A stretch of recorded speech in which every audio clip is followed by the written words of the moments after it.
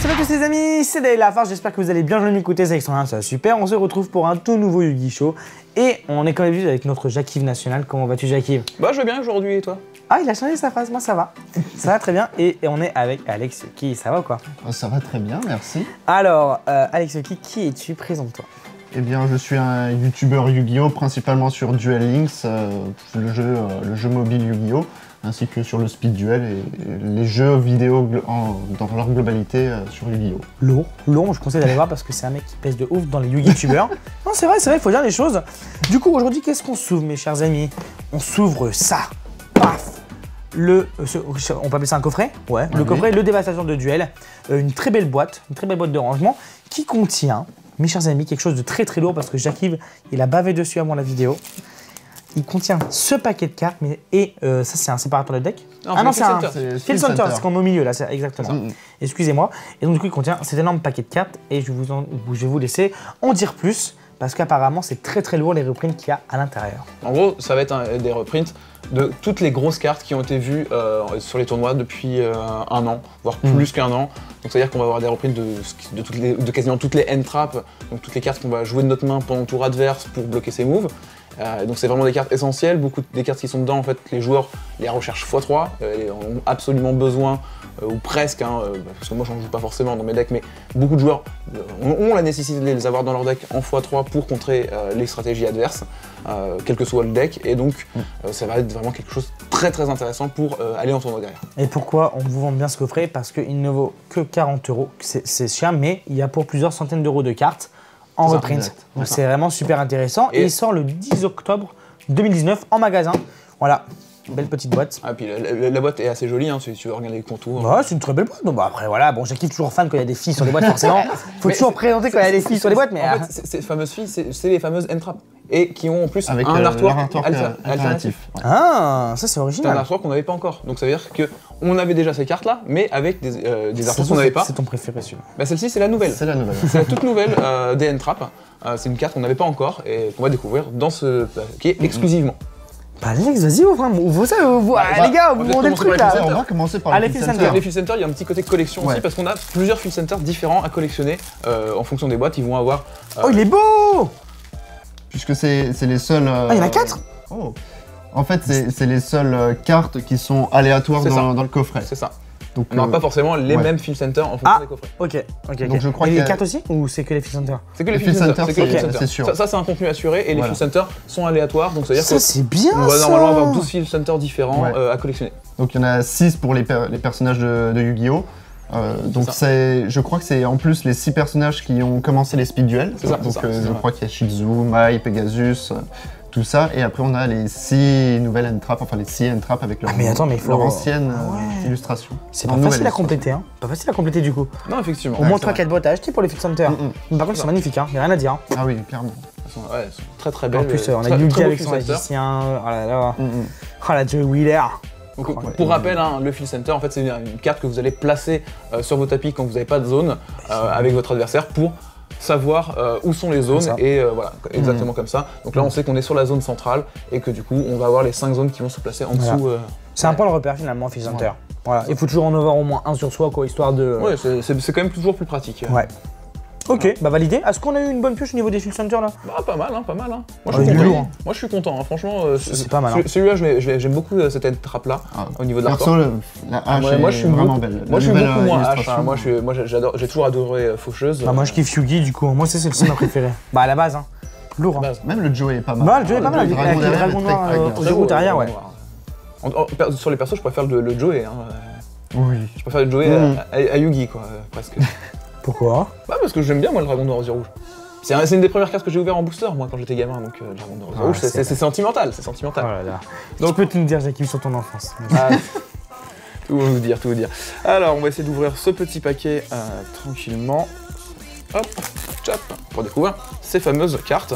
Donc là comme on disait, que des cartes qui ont fait la méta des tournois ces dernières années. Donc, oui, il y en a certaines qui datent d'il y a quand même 10 ans. Ah oui, on dit end-trap, mais qu'est-ce que c'est un end-trap, Jacques? C'est une carte qu'on peut jouer depuis notre main.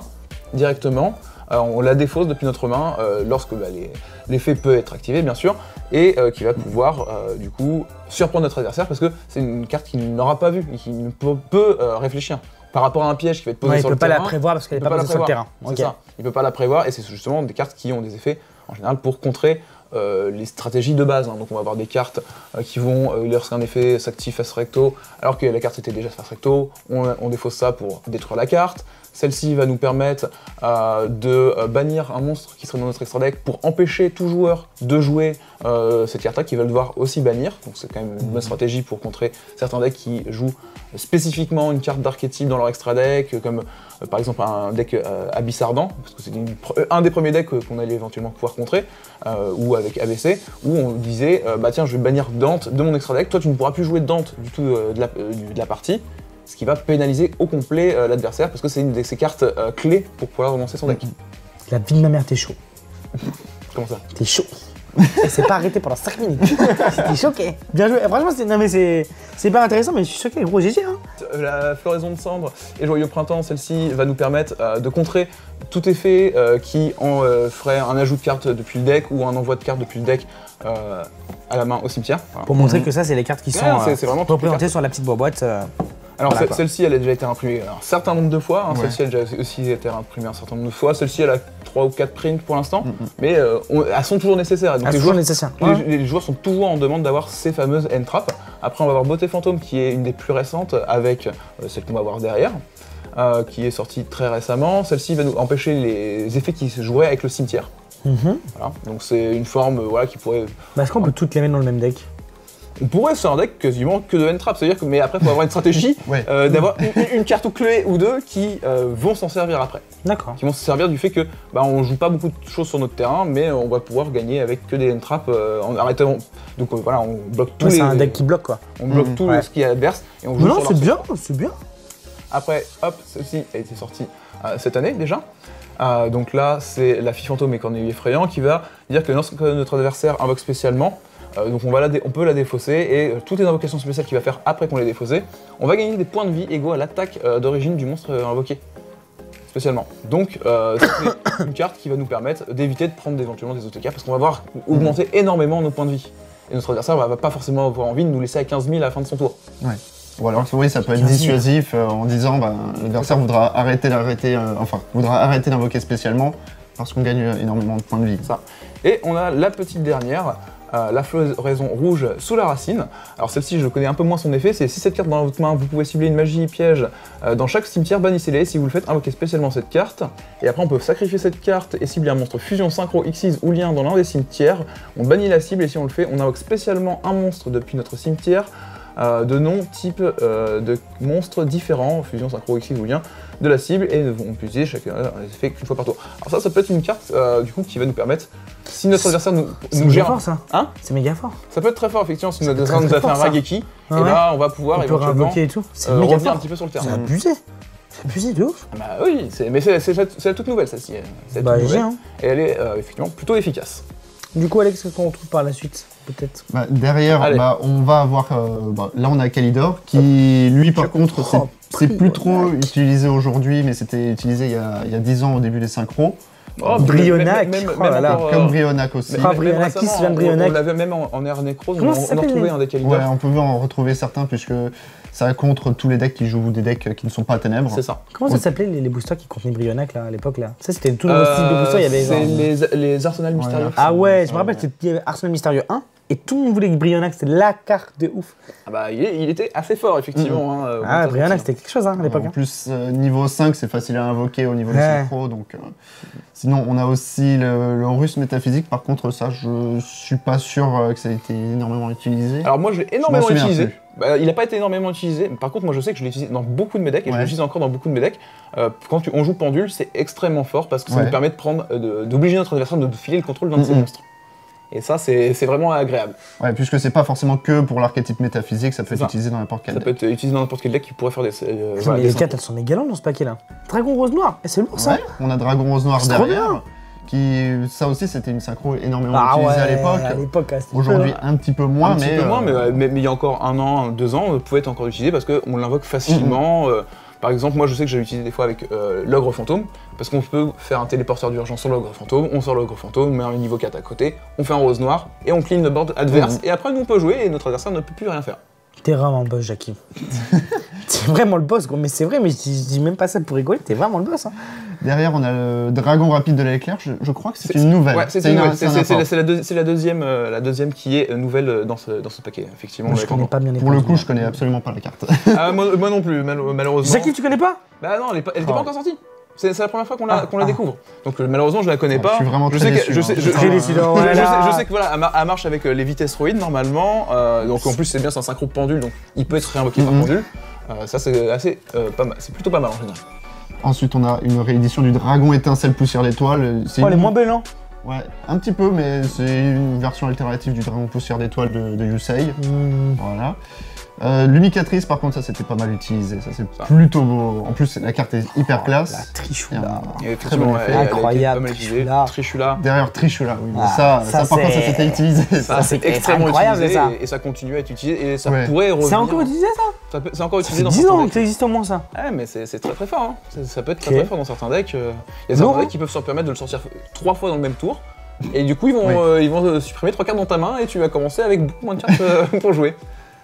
Sinon, derrière, Dragon Mecha Vermilion, ça c'est... Bon, moi je suis joueur Duel Links, je la connais beaucoup sur Duel Links puisque c'est joué. Après, dans le TCG, je sais pas dans le trop. TCG, elle avait été jouée un petit peu au moment de sa sortie. Elle avait été jouée un petit peu voilà, à l'époque des decks Metal Foes et tout ça. Mais c'est vrai que ça doit faire 1 an et demi qu'on la voit plus, mais elle pourrait revenir parce que c'est quand même un dragon qui sort facilement. C'est un dragon qui sort très facilement et qui nous permet de revenir sur le terrain derrière. Ensuite, et qui peut marcher avec en plus une partie de nos super entrap parce que oui, en plus tu peux les retirer du jeu. Et pour les récupérer après. Et après les synchros, on va passer au X6 et ça, par contre, ça c'est très utilisé. Dans toute génération. On l'a vu énormément au World Championship, au championnat du monde de cette année, pour les decks même les années d'avant, il y a énormément de decks qui ont toujours remis un résident des abysses pour contrer la majorité des stratégies adverses. Derrière, on a numéro 101. Ça, par contre, c'était utilisé à l'ère X6. Aujourd'hui, un petit peu moins. Il y a mieux en rang 4. Et c'est vrai que c'était énormément utilisé même en air pendule, il était encore pas mal joué aussi. Parce qu'il est facile d'accès. Et puis ça contre quand même pas mal de stratégies. Aller piquer un monstre adverse gratuitement comme ça. Et c'est comme le Castel, lui aussi rang 4. Ce qui est bien, c'est que toutes les X6 qu'on a, elles sont rang 4. C'est facile à invoquer. Et c'est excellent. Genre Castel aussi a été énormément utilisé. Comme le dragon de la tornade, ça aussi c'est une réédition très attendue, puisque ça détruit les magies pièges adverses, et c'est facilement invocable. Comme tornade de poussière. C'est ça. Et en plus en effet rapide durant le tour adverse, c'est très simple.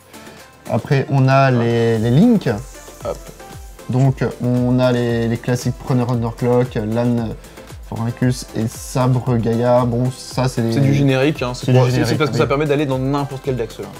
Ceux-là ils vont vraiment dans n'importe quel deck facilement, il n'y a pas besoin d'avoir tel ou tel type de monstre, là c'est des monstres. Oui, en plus ça débloque des zones, surtout pour le LAN. Ensuite on a on a le décodeur bavard réédité et un nouveau décodeur, le décodeur bavard étendu. Je ne connais pas son effet, peut-être que tu le connais. Je l'avais relu un petit peu et on va voir. Le nom de cette carte qui vient de décodeur bavard, étant qu'elle est sur le terrain, il gagne 500 d'attaque pour chaque monstre pointé par cette carte. Et durant notre battle phase, si un monstre pointé par cette carte est détruit au combat et envoyé au cimetière, durant chaque battle phase, ce tour, cette carte peut faire une deuxième attaque. C'est-à-dire que vu qu'il pointe chez l'adversaire, on détruit le monstre adverse qui serait pointé, il va pouvoir retaper derrière. C'est plutôt pas mal. C'est plutôt sympathique. Sinon, dragon en bombe topologique. Plutôt joué, hein. On l'a vu dans certains decks Salam, il a pu être joué. Ouais. Et une carte qui était très attendue, une réédition de Saryuja. Cette carte est utilisée dans énormément de decks. Et du coup, on l'a facilement. Les liens, moi je suis largué. Du coup, moi je te laisse les monstres. Ah, ça je connais ça. Saryuja, c'est Monsieur CA actuellement. C'est Monsieur CA parce que si on l'invoque avec 4 monstres de noms différents, on va piocher 4 cartes. Et on va en renvoyer 3 de notre main dans le deck. Donc ça nous permet de refaire complètement notre main. Non mais c'est vrai que moi j'avais un peu perdu les trucs qui c'est pour ça que j'ai pas trop de bref, là je vous ai juste écouté, j'ai vu vos connaissances. Dans plein de decks, on va justement pouvoir faire en très peu de cartes, lancer le fait d'avoir 4 monstres sur notre terrain, faire Saryuja, relancer la main, et puis réactiver en plus l'effet de Saryuja qui nous permet d'invoquer spécialement un monstre de notre main gratuitement, comme ça, une fois par tour aussi. S'il a été invoqué avec au moins 3 monstres de niveau. Du coup, moi je passe au monstre à effet, donc on a la famille PNL là, Corbeau Dédé. Ça fait plaisir. Petit Corbeau Dédé, tout le monde connaît. Est-ce qu'on doit représenter Corbeau Dédé? Non. Bah, il fait partie des Oui, il fait partie des cartes. ouais. Et The List d'effets, bah pareil, c'est que des Ouais, cartes très connues. Ça par contre, je connais pas, tu vois, porte-bloqueur. Ça, je sais pas ce que c'est, mais la carte est stylée. C'était utilisé en side deck pour bloquer des effets, je sais plus. Annuler les effets de magie de terrain de votre adversaire. Donc oui, si l'adversaire Je connaissais joue pas, mais avec ok. un deck qui joue des magies du terrain, tu les annules avec. Ok. C'est quelque Moi, chose. je pense qu'il y a mieux que ça. Ok. Bah, ça peut être bien parce qu'on a eu des mystiques, on a eu plein de decks qui jouaient que avec leur magie de terrain pour commencer. Ça peut être sympa. Du coup, Denko Seka, Border Seka, Inspecteur. Qui est génial pour bloquer tous les decks pièges.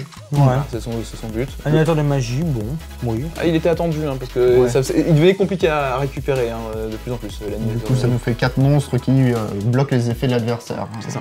On passe des end-traps qui bloquent depuis notre main à Des effets monstres continus quoi. Ouais, voilà, des monstres qui sont sur le terrain qui bloquent les cartes adverses. Ok, on est bien. Ok, lancer artefact. Ok, démon de la vanité, ça je connais, mais je crois que ça sert à rien. Aussi, c'est très utilisé. Si, on en Moi, je connais cette carte, c'est sorti quand ça? C'est vieux, non? Parce que moi, je Cyber connais Dark ça, hein. Impact à l'époque. Ouais. Je connais, hein. Je sais que j'ai déjà eu cette carte. C'est une très vieille, Ouais. très vieille carte qui va quand même empêcher notre adversaire de jouer monde de la facilement. majesté. Pareil pour le démon de la majesté. Ah, ça c'est cool ça. Ça, je sais pas si ça sert à grand chose. Ça, c'est. Bon, on a eu quelques Ouais. rééditions Alors, cette c'est ça. année. Le Dino Luther, en fait, ça a été une carte qui a été jouée dans beaucoup de sides parce qu'il s'invoque spécialement si notre adversaire a plus de monstres que nous. Donc on a quand même 2600 qui s'invoquent spécialement, comme un Ouais. Cyber Dragon, mais même en mieux, parce que si on a déjà un monstre, on peut l'invoquer quand même spécialement si notre adversaire en a deux. Et en plus, il peut, en effet rapide, se sacrifier pour détruire une carte adverse, n'importe. Après avoir attaqué? Oui, aussi, après avoir attaqué. Donc C'est honnête. non, il est plus C'est qu'honnête. clairement honnête. C'est pour ça qu'il a été énormément joué en side, x3 ces dernières années. Et du coup, on Enfin, vient cette avec dernière Gamciel, Tortue Marine, Kaiju. Le Kaiju le plus joué, et la raison de pourquoi c'est le plus joué, c'est parce que c'est celui qui a le moins d'attaque. Puisque tu les invoques sur le terrain adverse, si jamais ils ont si ton adversaire a un monstre qui est très difficile à détruire, si par exemple c'est un monstre qui n'est pas ciblable ou pas destructible, bah, tu peux le sacrifier. Ou un monstre qui aurait un effet qui va nous bloquer tout notre jeu derrière. Oui, Si- voilà. si on va activer des cartes, il va nous le bloquer, bah on va le sacrifier pour l'empêcher de jouer. Bon, moi je me suis spoilé les magies et pièges qui arrivent là. C'est juste, c'est le coffret de l'année en fait. Oui, C'est oui, abusé, ça, c'est abusé, on est d'accord. C'est vraiment un beau cas. cadeau de Noël là, clairement. Ah oui, Parce que là, les magies et pièges qui arrivent, c'est autant à la hauteur, voire plus que les monstres qu'on vient de présenter. Hein. Ah, il y a quand même, Quand même, il y a quand même de très bons monstres. il y a quand même de très bons monstres. Armand, abuse Bon, pas non on plus. a Hein. effectivement le contrôle mental, un classique. Voilà, on prend un monstre adverse, on prend C'est le est-ce que c'est contrôle. encore joué ces vieilles cartes comme ça? Alors, tu sais que c'est une carte qui a été jouée au World cette année, Oui, parce que vu qu'il y avait beaucoup de matchs miroirs Salamandre grande, c'est très pratique d'aller lui prendre. Beaucoup de matchs miroirs, mais tout le monde joue ça à la main grande. Tout le monde. Voilà. Tous les Mais decks même- c'était ça. On mais était à même- la coupe du monde. Hein. Mais même aussi, en fait, depuis qu'on est en R1, le contrôle mental est devenu vraiment encore plus fort que ce qu'il l'était, parce que on peut prendre un monstre adverse et l'utiliser pour faire n'importe quel lien après derrière. C'est-à-dire qu'on va prendre le contrôle d'un monstre qui va nous gêner, comme on disait avec le Kaiju, qui nous gêne, qui a des effets qui va nous bloquer, on en prend le contrôle, et puis après on l'utilise pour faire n'importe quel de nos liens, et on s'en débarrasse, et notre adversaire n'a plus son monstre. Ouais. Et donc on a gagné un matériel gratuitement en plus, sans avoir fait d'invocation. Et si en, Ça, plus, c'est fort. si en plus tu voles des links adverses, C'est ça. ça te permet d'invoquer facilement des links 4 derrière, plus Ou simplement. même de te débloquer des zones, on sait jamais. Oui, en plus. Hein, si on prend un monstre bien qui débloque sur le côté, Totalement. c'est gratuit. Après, on a le canon ondulatoire qui a été réimprimé parce que il était devenu très compliqué à avoir à cause de Mine Mystique. Qui est, voilà, parce que c'était la carte qui permettait de gagner dans le Mine Mystique. Tout à l'heure, tu te posais la question de savoir est-ce qu'on peut jouer un deck N-Trap, est-ce que ça va pas être compliqué. Si on avait des canons ondulatoires, pourquoi pas en fait, tant qu'on garde le contrôle de... Cette carte est insupportable. Je l'ai jouée sur un jeu de DS Yu-Gi-Oh! Ça, c'est une carte qui sert à bloquer le jeu, non? Non, ça ne bloque Non, pas non. le jeu. Ça sert à quoi déjà? Parce que je sais que je la jouais tout le temps dans un En jeu fait- que j'avais sur DS. En fait, chaque tour, tu mets un compteur sur cette Ouais, carte ouais. et tu peux l'envoyer au cimetière pour faire 1000 points de dégâts fois le nombre de compteurs qu'il y avait sur la carte. Bah, c'est ça parce Donc que au je bout de fais 8 tout le tours, temps. tu fais l'OTK. Tout le temps, je joue tout le temps cette carte.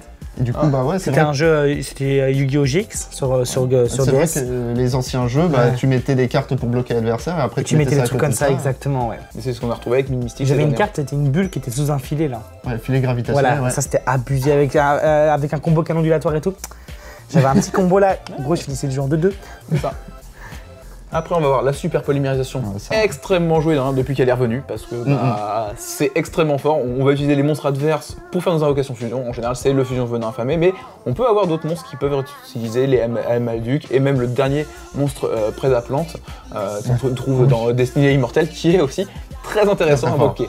Voilà, on utilise les monstres adverses, ça nous coûte rien sur notre terrain, et en plus on squeeze complètement la stratégie adverse. Et même si tu joues contre un salamandre grande, tu voles les monstres salamandre grande de l'adversaire, puisque tu joues dans ton extra deck la fusion salamandre grande, même si tu joues pas des salamandres grandes. C'est ça. Et ça te fait un gros monstre avec énormément d'attaques. Ça permet de faire un gros retour sur le terrain instantanément, quoi. Et en plus, l'adversaire ne peut rien utiliser en réponse à cette carte, donc il ne peut rien même faire. pas la contrer. Mais je suis en train de penser, ça va tout diriger ça en fait, ce coffret. Comme ça. Bah gros, tout le monde va avoir les meilleures cartes du coup. Ah bah oui. Oui, mais c'est abusé. C'est pour ça que c'est le meilleur produit de l'année. Du coup, ça va mettre sur un pied d'équité tout le monde. Après, on a le livre de l'éclipse. Alors, il n'a pas été joué tellement récemment, mais il était joué dans certaines, à l'époque, un petit peu de nécrose. Je sais qu'il pouvait être joué. Il pourrait être rejoué en airlien parce que, en fait, il va permettre de mettre tous les monstres sur le terrain face cachée. Et à la fin du tour, les monstres de notre adversaire vont être retournés face visible et il va piocher une carte pour chaque monstre. Mais ça peut nous permettre en fait de lui mettre tous ces monstres face cachée, juste avant qu'il fasse. S'il a ses 4 monstres sur le terrain, juste avant son Saryuja, on lui met tout face cachée, bah il pourra pas faire son invocation lien. Je connais le livre de la lune, moi je n'ai pas ça. Voilà, bah là c'est un gros livre de la lune pour tout le monde. C'est lourd. C'est pratique, surtout quand on joue aussi des monstres qui jouent des effets de flip. Après on a le cimetière silencieux qui va permettre d'annuler les cartes dans le cimetière, c'est plutôt pas mal. Le cyclone cosmique, voilà, qui est une bonne reprint aussi, parce que bah, c'est un typhon des soleils mystiques, mais qui bannit en fait. Mais ça coûte 1000 points de vie quand même. Ouais. Oui, mais ça bannit. Ouais, mais ça coûte 1000 points de vie. Bah, en soi, c'est bien contre les decks Sky Striker, où bah, ils ont besoin d'avoir des magies au cimetière, donc là tu les retires du jeu à la place. C'est ça. Plutôt pas mal. Ouais, mais 1000 points de vie. Oui, mais si t'avais des cartes qui sont, Oui, mais c'est bon, aussi je rigole, t'inquiète, j'ai capté, tu les bannis, du coup il peut pas les reprendre. L'appel appelé par la tombe, donc une carte aussi très jouée, voilà, c'est pas sa première réimpression, mais c'est une carte très jouée parce que, bah contre en fait toutes ces petites end-traps en fait. Voilà. Cette carte là toute seule peut bloquer ces fameuses end-traps. En tout cas, je vais en piquer les 3 à Konami. Ça fait plaisir, merci Konami. Konami. Il porte bien son nom, c'est vraiment le duel, voilà. C'est le feu, c'est le feu. Ça dévaste les duels. Bah ouais, en fait, tout est dans le nom en fait. Bah, ouais. Allez, je vais te laisser présenter... Et pourtant, il y a des petites filles sur la boîte, on dirait vraiment c'est... Ah, les petits yokai. Ouais, mais pas du tout en fait. Hein. Et du coup, on va passer aux cartes pièges et on a la zone de dimension parlée, je ne sais plus ce que ça fait. Ce tour, les monstres envoyés au cimetière sont bannis à la place. Bah, tu l'actives au début du tour adverse, il peut pas profiter de ses monstres au cimetière. Bah, un salamandre grand va être vachement bloqué parce qu'il utilise énormément ses ressources du cimetière, par exemple. Alors pourquoi la Coupe du Monde, tous les gens ils avaient pas ces cartes là pour... Bah parce que, en fait, ça dépend de ta façon d'interpréter la méta et de vouloir contrer les decks adverses. Il y a tellement de cartes qui peuvent bloquer les stratégies adverses que c'est à toi de choisir celle qui te paraît la plus sensée par rapport à ta propre stratégie aussi. Exact. Après, on a le typhon. Ça détruit les magies pièges. En plus, on peut l'activer de notre main si on ne contrôle pas de magie piège avec notre Tornado. Ouais. C'est pratique. L'apocryphe interdite. Je pas du tout. Je ne connais pas non plus. Alors ça, c'est une carte qui va faire que... c'est une très bonne carte. C'est avant la dimension parallèle. C'était pour détruire des monstres en fait, qui seraient de même type en fait, sur le terrain. S'il y a deux monstres X6 sur le terrain, et ben en fait, on va les virer. Très bien. Genre de notre côté ou des deux côtés de Des deux côtés. C'est moyen, hein. Ah, c'était très fort. Hein. C'était une carte qui était sortie en commune et qui n'avait pas forcément été jouée au départ, et puis qui était revenue parce que justement c'était une commune, ça coûtait pas très cher. En plus, bon, là c'est bien de l'avoir en ultra rare. Ce qui est bien avec ce coffret, c'est qu'on a des cartes en ultra rare. Donc si vous voulez jouer un deck qui brille, clairement, c'est fait pour.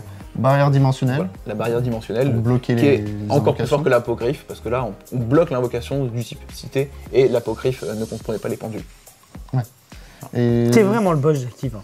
C'est dommage que ça ne concerne pas les links. Ah mais c'est un peu... C'était trop récent. Par contre, moi ce que j'adore c'est l'artwork parce que c'est tout un historique des monstres entre Gaga Gigo, le ressuscité qui revient et... J'essayais de reconnaître le monstre. T'es vraiment post gros, c'est chaud hein. Il y a une quarantaine de cartes qui représentent Gaga Gigo, les Fried et le Captain Maraude. Mais waouh. Ça fait partie du lore en fait, ça fait partie du lore. Tous ces artworks là te racontent l'histoire de ces monstres. Et du coup, bon, derrière... Non mais je suis impressionné, j'ai kiffé, franchement, mais écoute, tu m'en mets plein la vue aujourd'hui. C'est une encyclopédie. C'est un Vent perdu. Et vas-y, raconte-nous tout là. Vent perdu, bon, ça annule les effets de monstres et après ça peut revenir là, sur le terrain, il me semble. C'est ça. Pas mal joué aussi à un moment. Violent orage de poussière. C'est connu ça. Très connu. C'est une version de tornade de poussière mais améliorée. Ah oui, c'est tornade de poussière. My bad. My bad. Et non, en fait, c'est plutôt une version piège de violent orage aussi. Version piège de tourbillon jumeau. Ça détruit de magie piège. Oh. Alors, Jackie, alors C'est quand même un violent orage, tu vois. Et attention sur les decklists, écrivez pas juste violent orage, hein, parce que sinon c'est une carte bannie. Ah oui, voilà, c'est. Non, j'ai déjà eu le cas. Hein. Là, 2 cartes pour bloquer les magies, pour bloquer les pièges. Royal, le parfum extrêmement joué a l'air pendu, ouais. Parce que ça bloque complètement pendu. Et même contre les Sky Strikers, tu joues ça en side deck. C'est ça. Pour bloquer les trous d'invocation, il ne peut y en avoir qu'un. Ah, c'est quoi ce nom de carte? Mais ouais, c'est une phrase. C'est une phrase, wesh. Il peut y en avoir qu'un, mais oui, mais elle est une très très bonne carte. Hein. Ouais. Très peu considérée au moment de sa sortie, mais aujourd'hui extrêmement jouée parce qu'en fait on ne peut contrôler qu'un seul type de monstre sur notre terrain. Ce qui empêche les decks qui jouent que un certain type de jouer. Ouais, j'ai capté, mais ok. Mais le mec, il peut y en avoir qu'un, ils avaient pas d'idée. Ok. Mouchoir électronique pour contrer les pièges. Je trouve qu'il y a quand même un petit peu meilleur aujourd'hui. Ouais, bon, ça n'a pas été depuis effectivement un bout de temps, le mouchoir électronique. Assaut solennel, bon ça c'est un classique. C'est connu ça, hein. Ça c'est bon, il y a plein de cartes qui sont un petit peu avec la même illustration. Mais c'est que ça me fait penser à plein de cartes, ça. Ouais, jugement solennel, non, un truc comme ça. Oui, t'as jugement solennel et puis tu as aussi l'avertissement aussi solennel. Ok.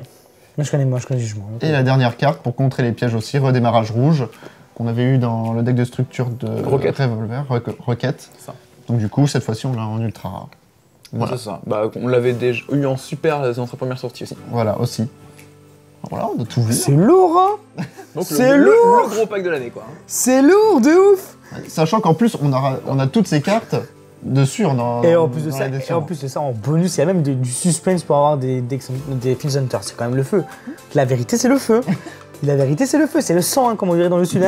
Ok, bon, très bien. Écoutez, un maximum de pouces bleus pour ce coffret. Merci à Alex et Jacques-Yves parce que les gars, moi j'ai pas partagé ma connaissance parce qu'ils m'ont pas laissé parler, mais voilà quoi. Non, franchement, on peut les applaudir dans les commentaires parce que franchement, GG, les gars, vous avez des tonnes de connaissances et c'est hyper intéressant à écouter. J'espère que vous aussi vous avez kiffé. N'hésitez pas à aller voir la chaîne de Alex Yuki, Jacques-Yves, Wongo Combo, tout ça sur Instagram, n'hésitez pas à aller voir. Il fait des super peintures. Allez, n'oubliez pas le petit pouce bleu de vous abonner, puis on se retrouve pour un prochain Yugi Show. Ciao!